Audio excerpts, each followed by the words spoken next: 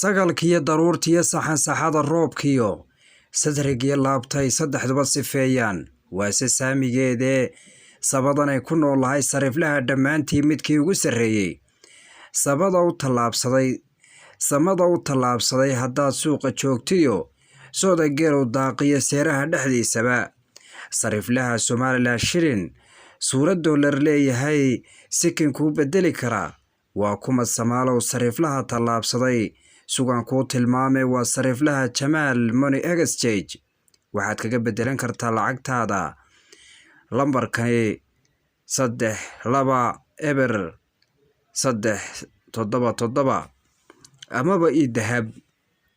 93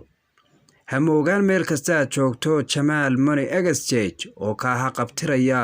dhammaan wax kasta aad u baahan tahay dhinaca isku bedelka lacagaha